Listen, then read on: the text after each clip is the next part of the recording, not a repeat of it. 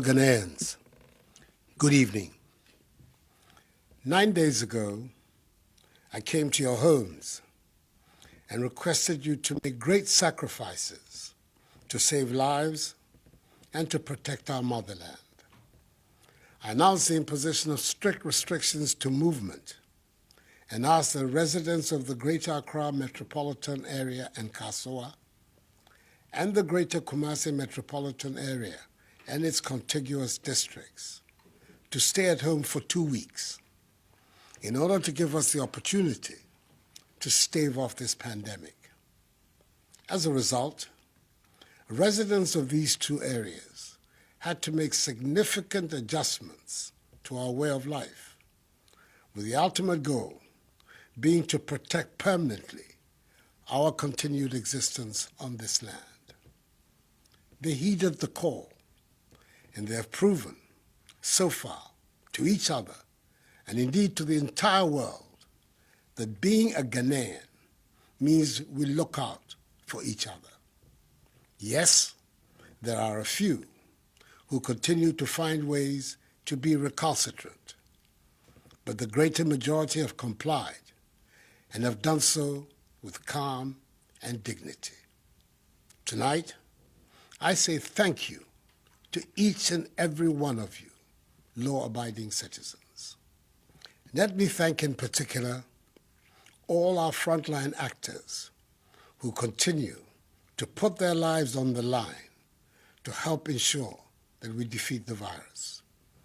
To our health workers, I say a big aiko for the continued sacrifices you are making in caring for those infected with the virus and in caring for the sick in general. You are the heroes and heroines of our generation, and government will do all in its power to provide you with the relevant tools to do your work effectively. To the men and women of our security services who have been enforcing the directives by patrolling our streets day and night, conducting surveillance, snap checks, and mounting roadblocks, we're deeply in your debt. It is these security measures that have created the basic framework within which our medical personnel are able to pursue contact tracing, testing, and treatment of persons with the virus, whose implementation offers us the most secure means to defeat the virus. Reports I've received so far indicate that the police, military, and other members of our security services have discharged their mandate with considerable professionalism. Furthermore, working with the Ministry of Local Government and Rural Development, we see personnel of the Ghana Armed Forces involved in the cleanup of our drainage systems and of our markets. In the very few instances where members of our security agencies have employed the use of excessive force against the citizenry in enforcing the restrictions on movement, the Inspector General of Police and the Chief of Defense Staff of the Armed Forces have taken steps to investigate such incidents, and they have given me the assurance that those found culpable will be duly sanctioned. Thus far, the alleged wrongdoers have been withdrawn from the ongoing exercise. To enhance command and control, more senior officers have been deployed at the operational level, and each member of our security services participating in the exercise has been handed an aid memoir highlighting essentially the guidelines for the operation. However, I'm extremely perturbed by the actions of a few unpatriotic persons who are deliberately passing off and circulating old videos of alleged brutality by members of the security agencies, largely of foreign origin, and presenting them as though there were new incidents by Ghanaian security personnel which have occurred during the course of this past week. It is sad, it is unfortunate, and it must end. We should all be in this fight together, and there's nothing to be gained with widespread fabrication and distribution of such videos, whose sole aim is to create discontent and undermine the trust of the population in the men and women of our security services. Who gains from such conduct? Nobody in their right senses. The law enforcement agencies are determined to locate the originators of these antisocial acts.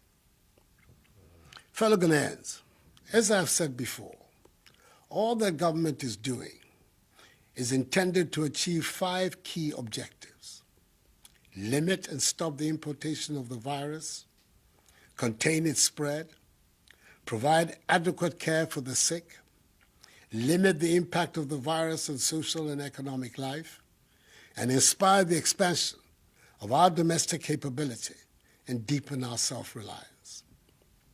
As of today, Sunday, 5th April, our current situation is such that we have recorded a total of 214 cases.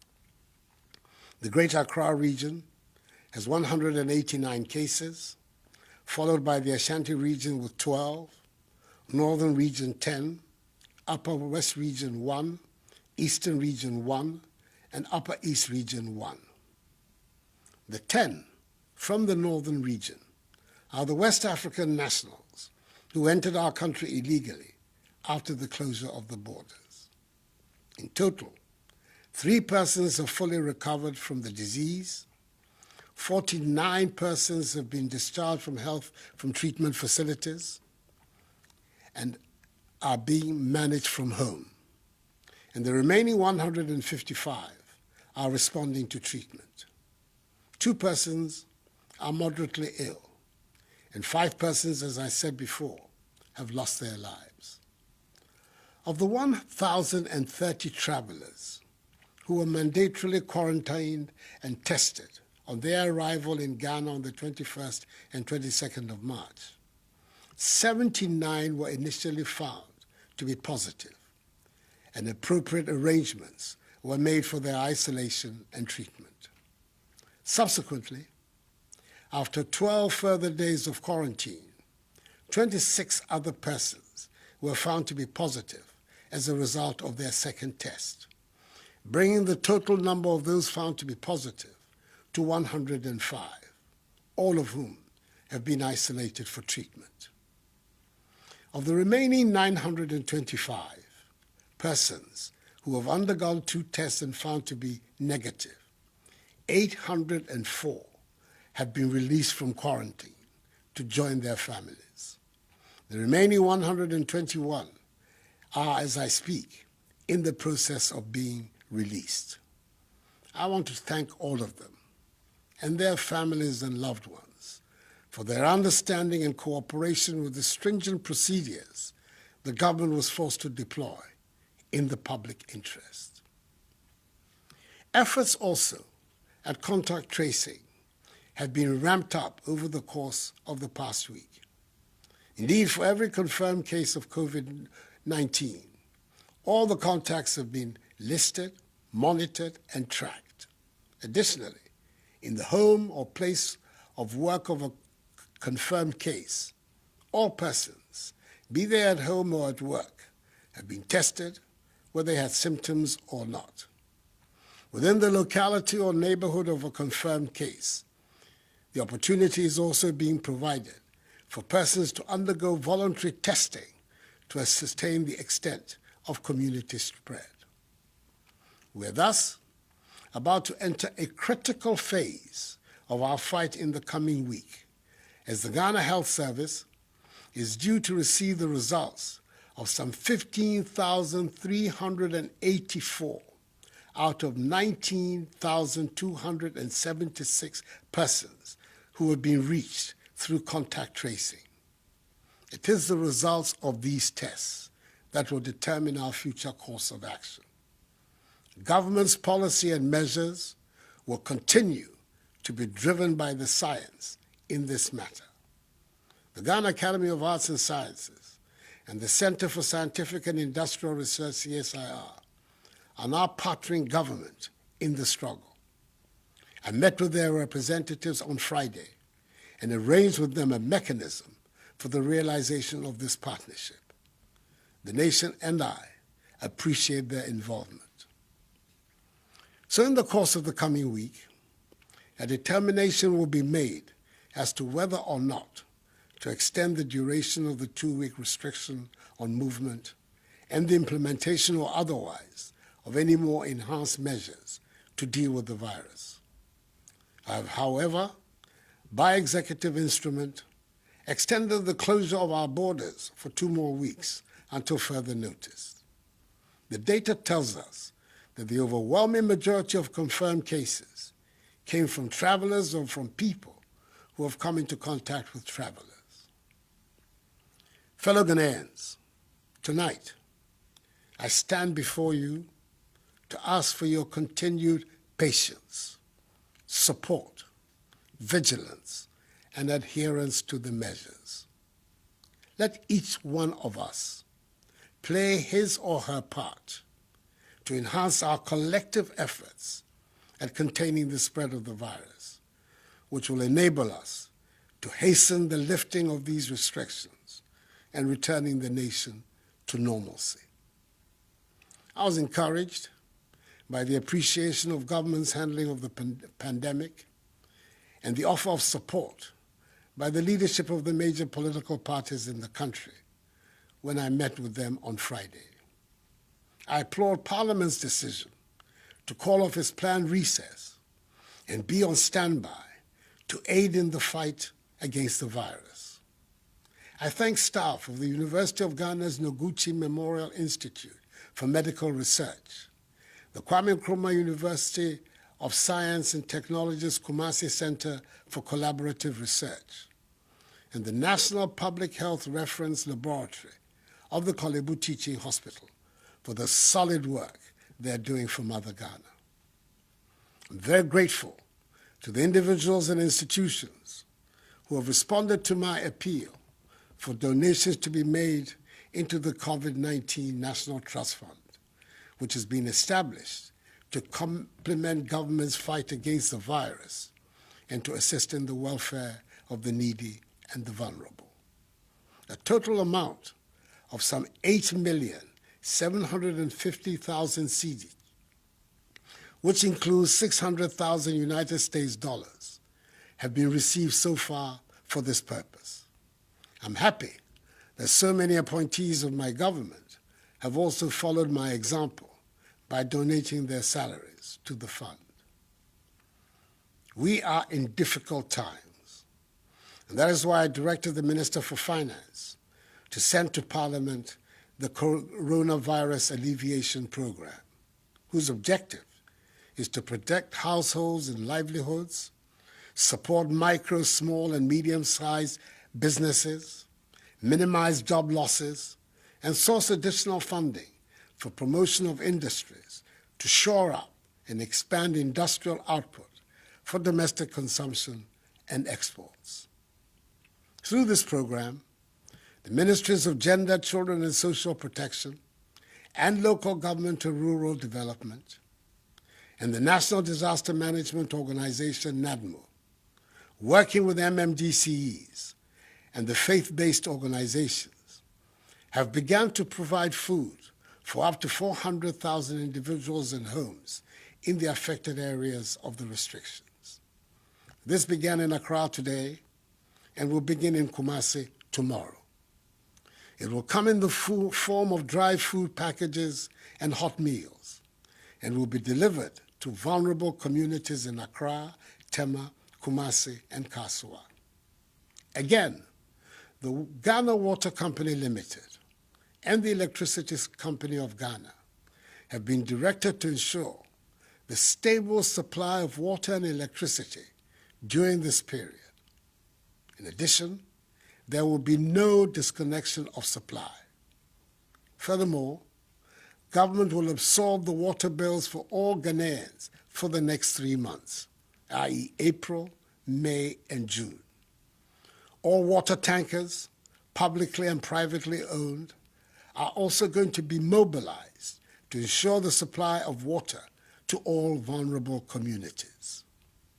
Government in collaboration with the National Board for Small-Scale Industries, business and trade associations, and selected commercial and rural banks, will roll out a soft loan scheme up to a total of 600 million cedis, which will have a 1-year moratorium and 2-year repayment period for micro, small, and medium-scale businesses.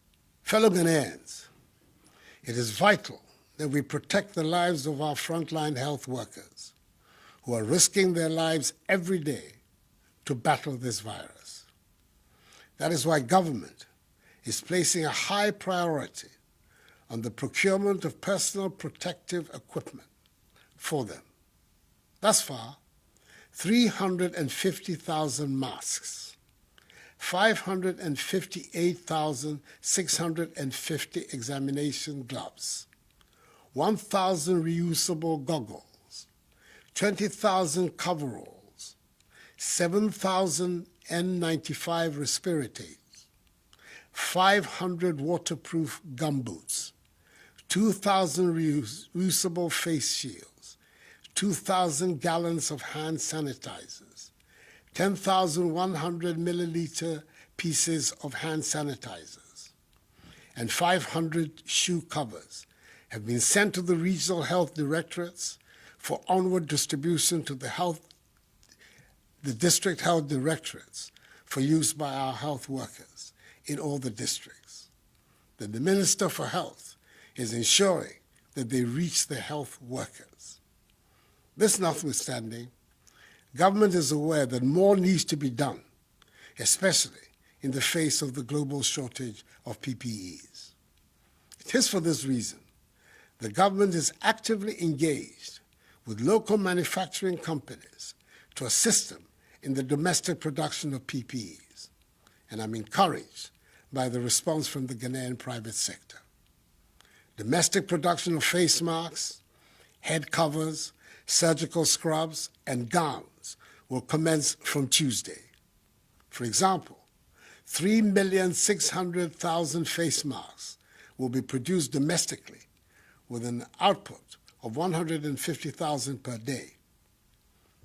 I'm equally impressed with the invention of a solar-powered hand-washing sink by Judose from Kumasi, and the COVID-19 prevention electronic bucket made by Kelvin Owusu Dapa and Richard Boateng, both students of Obuasi Senior High and Technical School. Necessity, indeed, is the mother of invention, as the Ghanaian sense of enterprise and innovation is beginning to be felt. An insurance package with an insurance sum of 350,000 cedis for each health personnel and allied professional at the forefront of the fight has been put in place, with a daily allowance of 150 cedis being paid to contact tracers. Government has also decided that all health workers will not pay taxes on their emoluments for the next 3 months, i.e. April, May, and June. Furthermore, all frontline health workers will receive an additional allowance of 50% of their basic salary per month, i.e. for March, April, May, and June. The March allowance will be paid alongside that of April. The Ministry of Transport is also making available, for free, Ayalolo buses to convey health workers in Accra, Tema, Kumasi, and Kanswa to and from work along specific routes for the entire duration of the restrictions. I'm happy that operators of public transport, such as trotros and taxis, are largely adhering to the admonition to observe social distancing in their vehicles. Each one of them should do so. Towards ensuring the cleanliness of our country, especially in the Greater Accra and the Greater Kumasi areas, which are currently the subjects of the restrictions, the Ministry of Sanitation and Water Resources, together with some 400 personnel drawn from the police, military, fire service, and prison service, from Friday, 3rd April to today, Sunday, 5th April, have embarked on desilting our gutters, collection and disposal of garbage from homes, public places, markets, and vehicle terminals. We must ensure that the end of this exercise will lead to a new attitude towards cleanliness in our surroundings. That would be a positive legacy from this crisis. MMDAs outside the areas affected by the restrictions have been directed to emulate this cleanup exercise. As of Saturday, 4th April 2020, markets and lorry terminals in 13 regions have been cleaned and sprayed, with the 3 other regions set to follow in the coming few days. We've had to take the extra step of closing a few markets in Accra and Kumasi, where traders and market women had flouted the rules for social distancing. Some districts have also embraced the policy of alternate days for alternative products in a bid to decongest the markets and ensure social distancing. I'm fully aware of the disruptions to your lives occasioned by these measures. Your personal movements, way of life, the education of your children, your livelihoods have all been disturbed by this virus. But believe me, the measures are necessary if we are to free ourselves permanently of this pestilence. Fellow Ghanaians, I will continue passionately to appeal to you to observe prescribed social distancing and good personal hygiene to contain community spread. These enhanced hygiene protocols must become a part of our everyday lives. We must not abandon them. And remember that the law enforcement agencies are going to increase their enforcement of the stay-at-home directive. Do not leave your homes other than for the essential stipulated reasons. The cynics question our capacity for the maintenance of discipline in this period and in its aftermath. However, I am confident that we will prove them wrong. Ghanaians always rise up to the occasion, and we will do so again. United, we're going to win this battle. I'm privileged to be speaking to you on a sacred day of the Christian calendar, Palm Sunday, which ushers in the Holy Week to commemorate the passion and sacrifice of Jesus Christ. Let his example unite all of us, Christians, Muslims, all Ghanaians, in our care for each other and in our resolve to overcome this challenge. This too shall pass. Together, let us ensure that the scourge of this virus becomes nothing but a temporary blip on the fortunes of our nation. And we will go on to realize the vision and aspirations of our forebears who envisioned Ghana to be a free, democratic, prosperous nation, the beacon of freedom and justice, the Black Star of Africa, the harbinger of a new black civilization in which the dignity and prosperity of black people everywhere are assured. May God bless us all and our homeland Ghana and make her great and strong. I thank you.